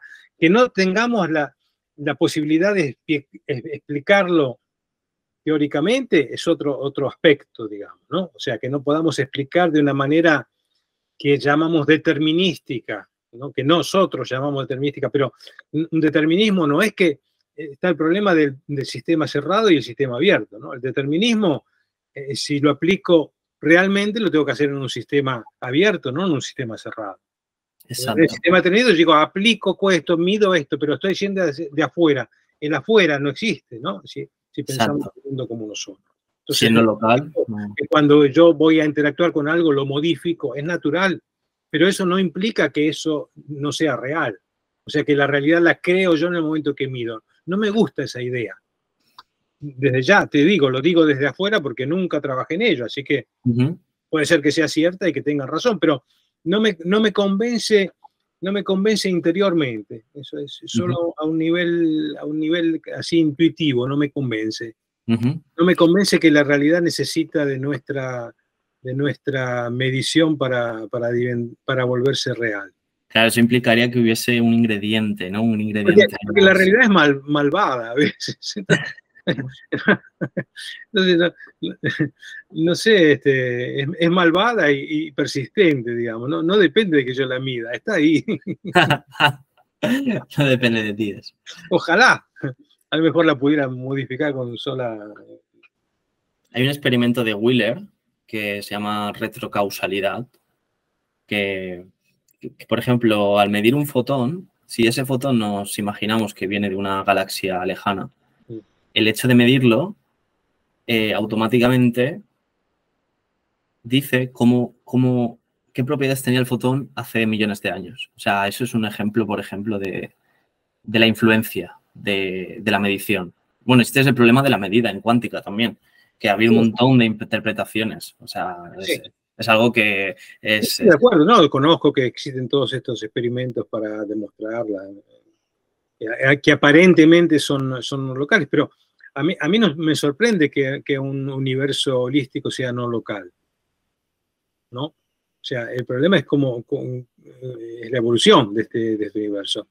Es claro que la evolución de un todo puede implicar de alguna manera cosas que aparentemente son no locales. Eso para mí no me sorprende, digamos, ¿no? La única cosa que no me gusta es la no realidad, digamos, de la interpretación. Pero que sea no local también implica que las distancias y los lapsos temporales dejan un poco de tener sentido, ¿no? A nivel fundamental, me refiero. Sí. Te decía ya una interpretación más loca, digamos, sin ninguna, no le des ninguna validez, pero que se puede ver, se podría ver el universo como un mapping, ¿no? Como un mapping. Entonces, es un mapping con una transición inducida, regular,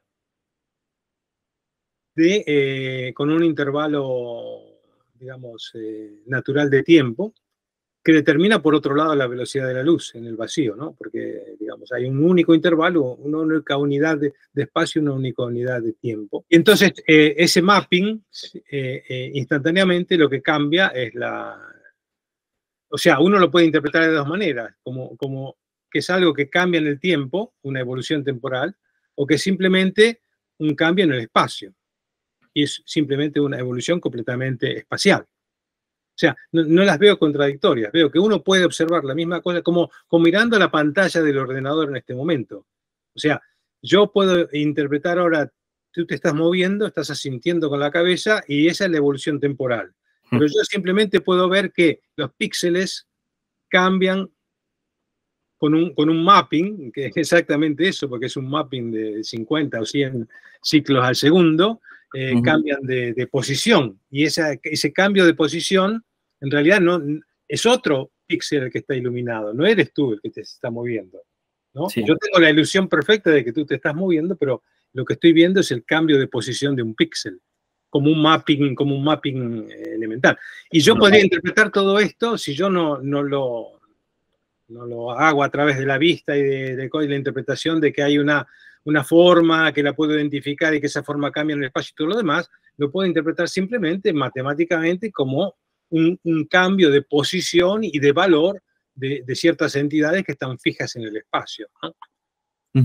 O sea, un poco esa interpretación. Y eso le quita de alguna manera, eso pone en relación espacio y tiempo, los pone como indisolubles, pero también les da la doble interpretación. O sea, uno lo puede mirar como una variación en el tiempo o lo puede mirar simplemente como un mapping espacial, o sea, donde el tiempo no existe. Y también no lo podría mirar porque a través de la relatividad general nos damos cuenta de que el espacio-tiempo es una entidad de 4 dimensiones, pero unida. Y no lo podría interpretar todas esas 4 dimensiones como un plano único, en el sentido, por ejemplo, si tú te pones en la perspectiva, que esto es muy loco, de un fotón o estás cada vez más cerca de la velocidad de la luz, los lapsos temporales y espaciales colapsan, ¿no? Porque, o sea, tú verías si partes del origen del universo y eres un fotón o te acercan mucho a la velocidad de la luz, verías el origen y el final, si hay, en un delta, o sea, en un instante de tiempo infinitesimal, muy pequeño, incluso instantáneo si fueras.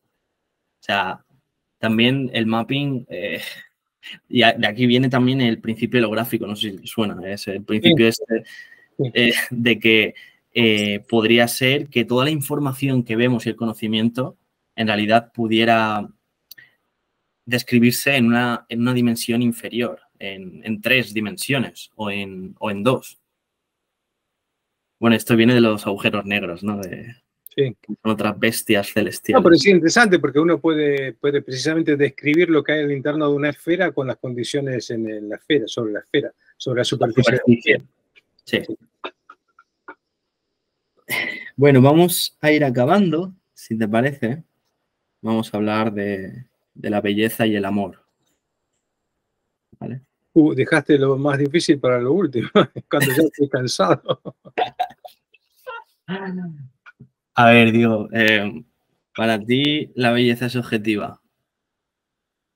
La belleza, o sea, yo siempre sostuve estudiando esto desde una parte científica, ¿no? O sea, como te decía, el hecho de que haya leyes, por ejemplo, para determinar qué cosa es un intervalo musical armónico, ¿no?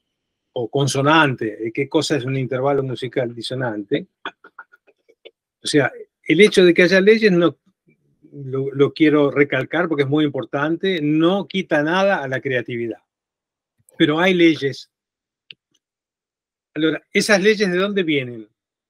Pueden ser leyes que son bastante universales, pero lógicamente están tratando de describir cómo nosotros escuchamos la música. A lo mejor cómo la escuchan también algunos otros mamíferos. Pero no pretendo que sea una ley que puede ir a otro tipo de vida. O sea que lo que yo digo es que esas leyes valen para un ser humano y tienen que ser tenidas en cuenta para una creación musical para humanos. A lo mejor para un habitante de Marte la música es distinta, podría serlo, porque obedecen a leyes distintas. Dentro de lo que sabemos, digamos, pienso que existen leyes que tienen que ser respetadas para obtener cánones de belleza, pero no bastan los cánones de belleza para obtener algo que, del punto de vista perceptivo, sea bello. O sea, se necesita algo más que depende de una interpretación que es además holística, también ahí es la interpretación de nuestro cerebro, de lo que estamos viendo o escuchando o lo que sea, y esa interpretación, digamos, tiene mucho también de creativa, recrea de alguna manera lo que ha sido creado, ¿no? Hay como, digamos, unas leyes, pero tras esas leyes está el creador y el creador tiene esa intuición que es holística y es improbable o difícil que sea plasmable, ¿no? En esas leyes. Exactamente. Este es el máximo exponente, ¿no? Porque él quiere demostrar que todo está basado sobre una relación y, bueno, y se ha vuelto el dibujo más importante de la historia de la humanidad.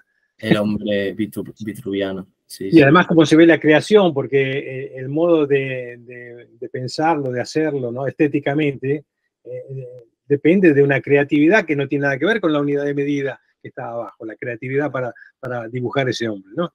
Exacto. Y todo el resto está hecho respetando esos cánones proporcionales.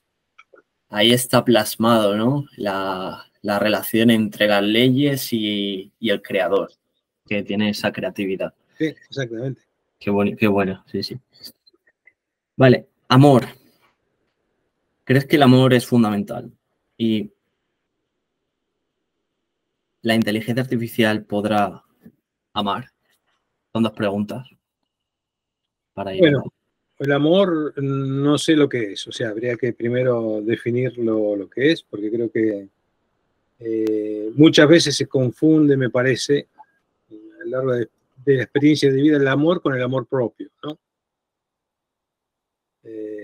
O sea, el quererse a sí mismo, digamos, no como amor, sino como quererse a sí mismo. Y muchas veces se confunde el amor a sí mismo con el amor por otra persona, ¿no?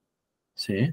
Y creo que eso es un grave problema, en el cual hay que recapacitar permanentemente a lo largo de la vida.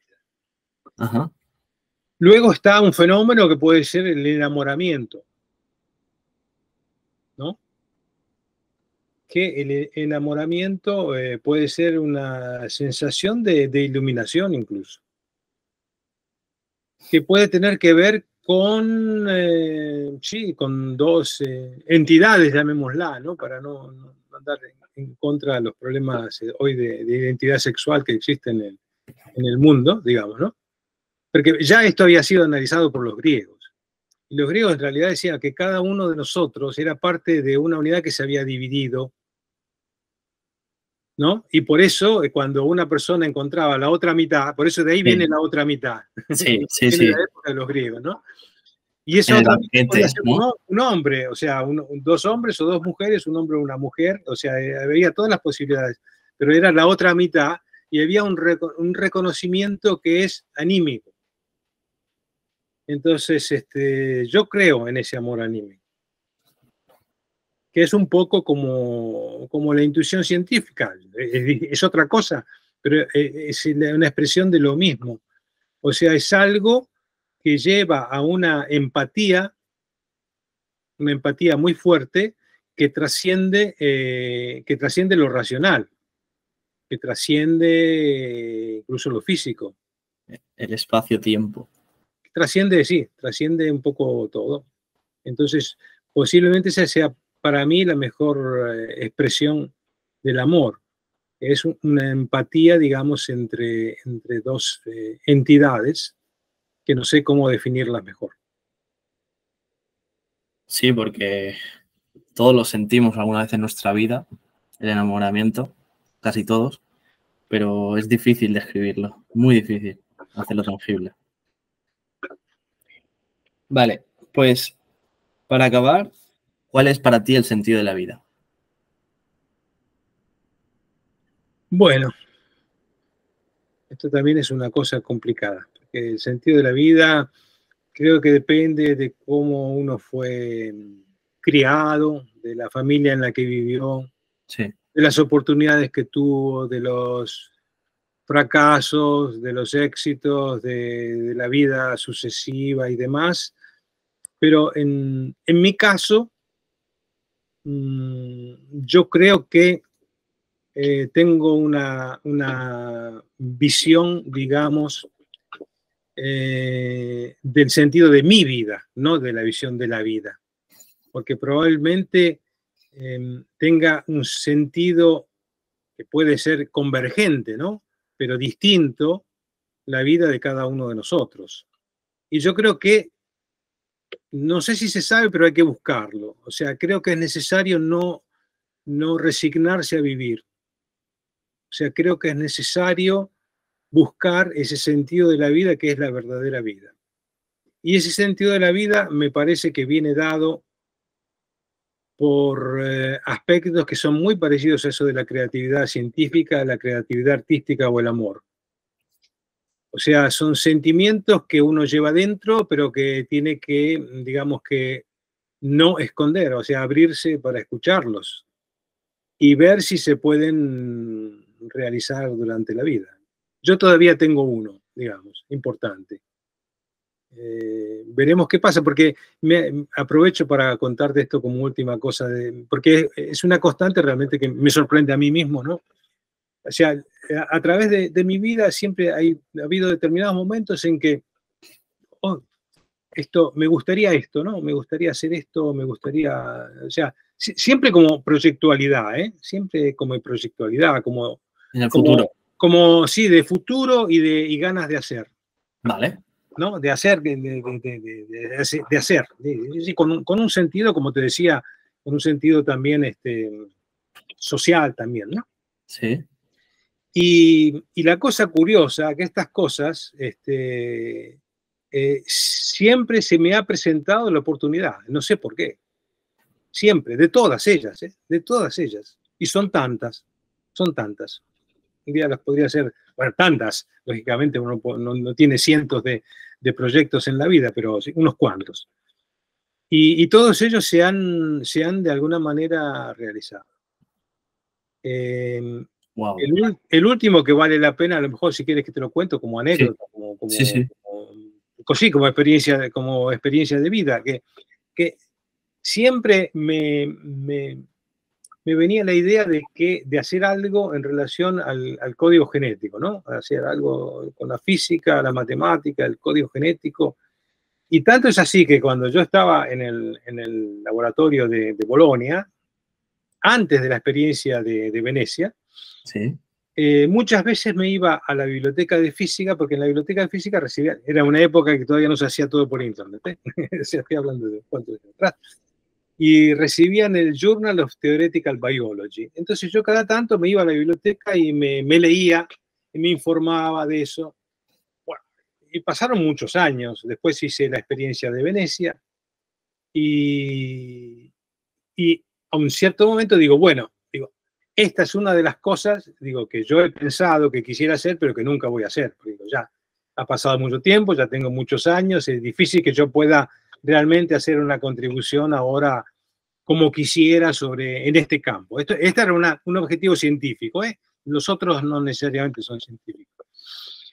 Y bueno, y un día encuentro una información, ahora sí, una información internet, unos cuantos años atrás, que hablaba de una cosa precisamente en relación con el número de oro y el código genético y demás. Y me viene una idea así en mente, digo, no se podrá. Y en ese tiempo yo iba y volvía, a veces estaba 2 o 3 días en Venecia y volvía. Y bueno, entonces ese día estaba mi hijo, además de visita, mi hijo más joven, Jorge.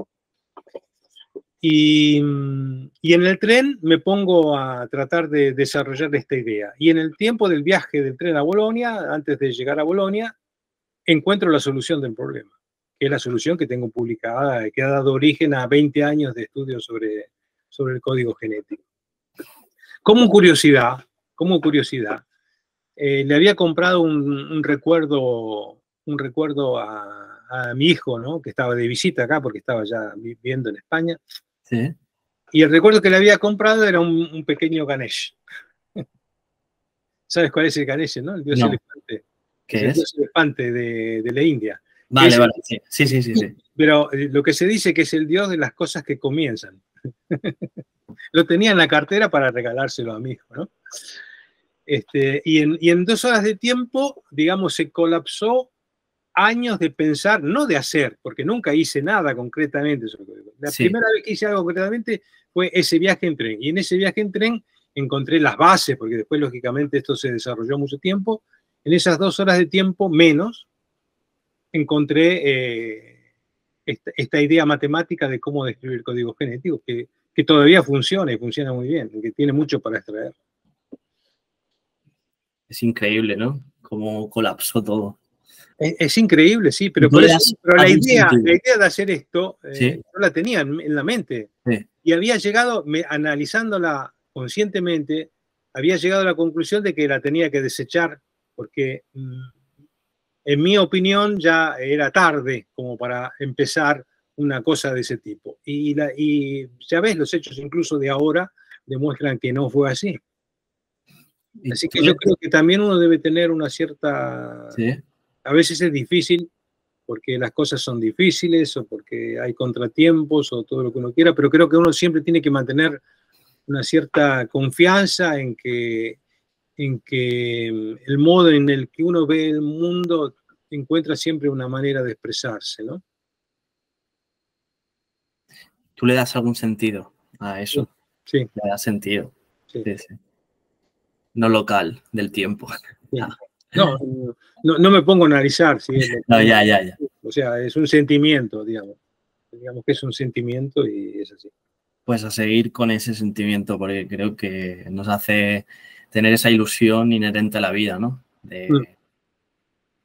Pues muchísimas gracias, Diego, en serio, por Gracias todo el tiempo dedicado. Bueno, espero haber dicho alguna cosa coherente. Joder, 2 horas de conversación coherente.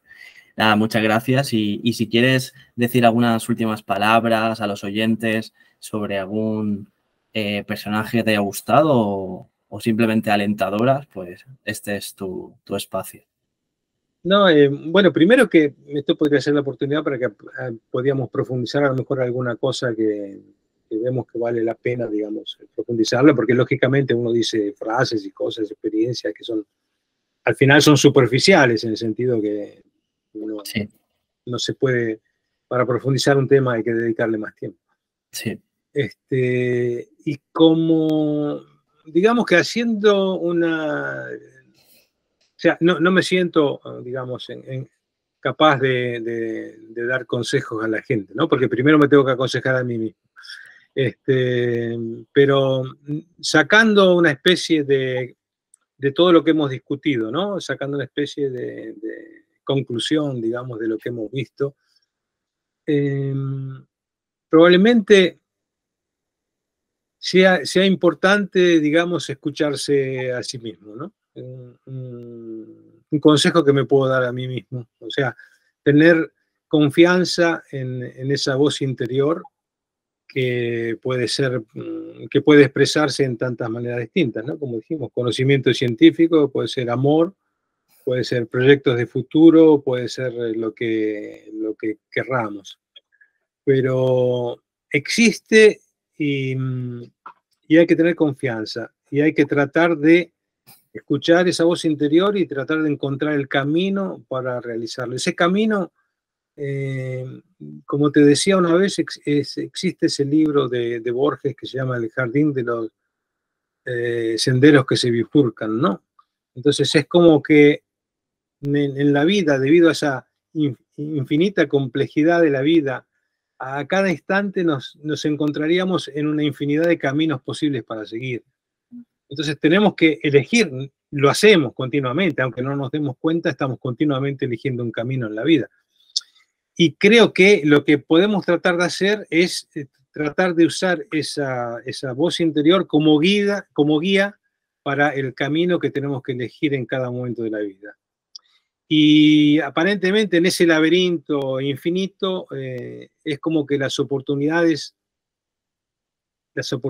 que representan nuestra vida, que no quiere decir que sea la vida de otro necesariamente. Lo que digo puede ser que el sentido de la vida para ti sea distinto que el sentido de la vida para mí, pero no por eso deja de tener sentido.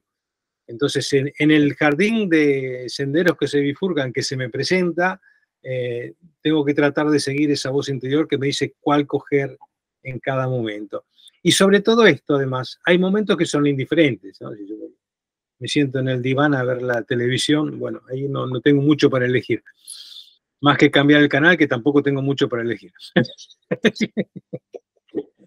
En cambio, lo que hay que entender es que esto podría ser un mensaje de la dinámica de sistemas.